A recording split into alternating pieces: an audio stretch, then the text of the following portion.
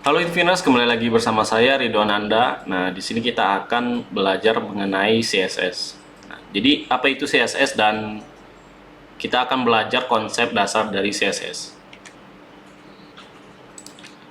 Nah, jadi apa sih itu CSS atau Cascading Style Sheet? Nah, jadi CSS ini adalah bahasa yang digunakan untuk mengontrol tampilan elemen HTML di dalam halaman website. Oke. Nah, jadi sangat penting untuk memahami CSS karena memungkinkan kita untuk mengatur tata letak, warna, font, dan gaya lainnya dari halaman web. Oke. Nah, jadi ada konsep dasar CSS. Yang pertama itu selektor. Nah, jadi selektor itu untuk memilih elemen yang ingin diubah gayanya. Oke. Nah, yang kedua itu ada properti, di mana properti ini adalah atribut-atribut yang bisa kita ubah untuk mengatur tampilan dari elemen.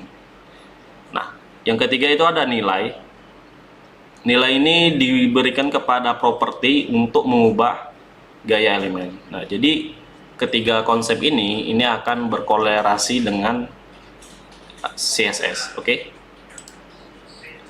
Nah, jadi selektor CSS itu dasarnya ada tiga ya, teman-teman. Sebenarnya ada banyak. Nah, tapi kita di sini akan bahas tiga. Yang pertama itu hashtag atau tanda pagar ini.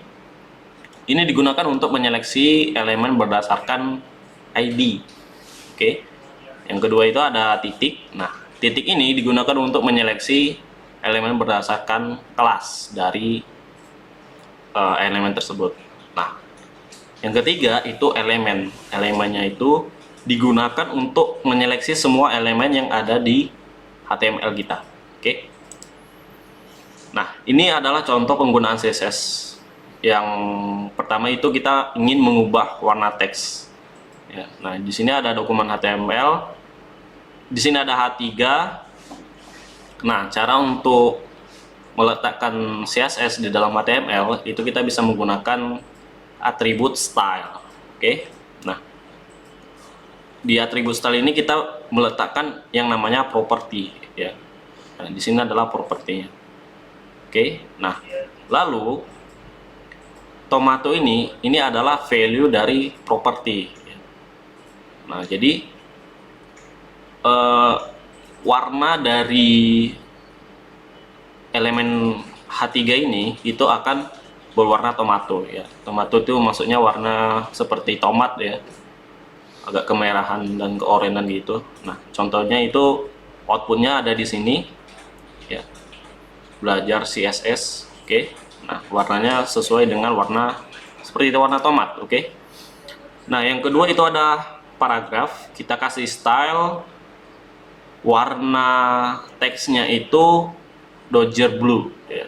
Jadi ini value dan propertinya ini adalah built-in dari CSS. Nah, dimana itu sudah diterapkan dari CSS. Jadi kita tinggal pakai saja gitu.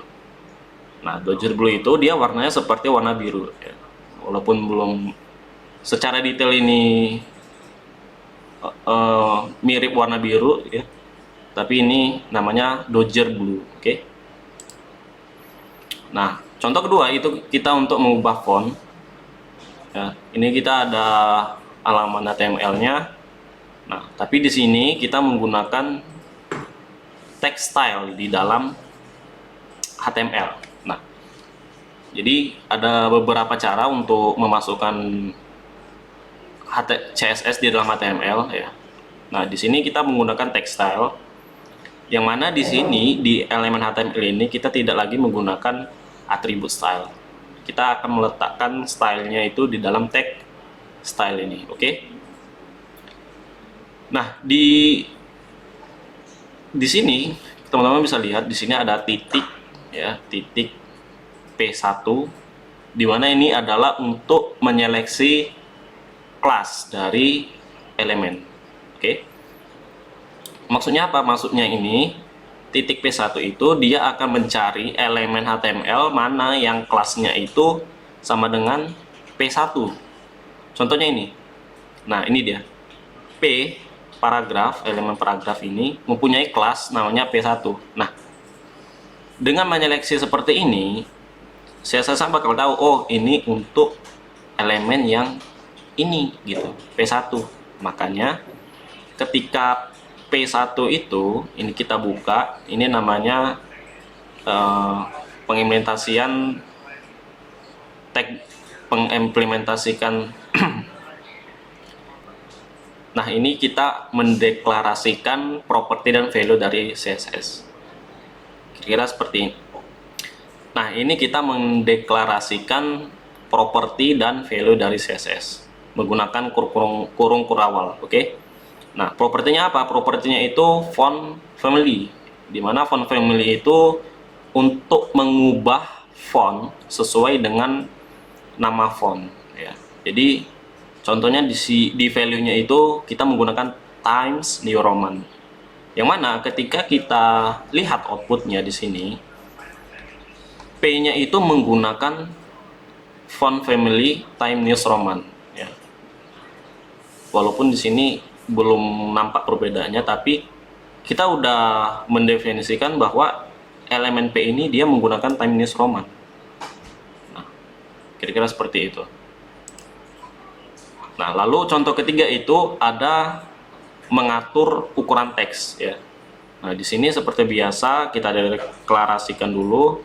Tapi di style ini kita menseleksi itu berdasarkan elemen. Jadi semua elemen H1 itu akan sesuai fontnya, itu akan mengikuti deklarasi yang seperti ini, yang di sini, oke? Nah, contohnya H1 font size, artinya ukuran font. Nah, value-nya berapa? 40 pixel, ya. Karena heading itu biasanya value-nya itu teksnya itu lebih besar gitu.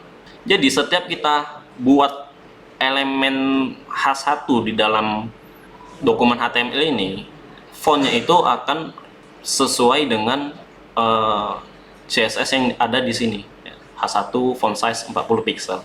Nah, oke, ya. Yang kedua itu ada paragraf. Nah, paragraf ini biasanya teksnya lebih kecil ya dari heading. Nah, di sini ukuran fontnya itu 14 pixel.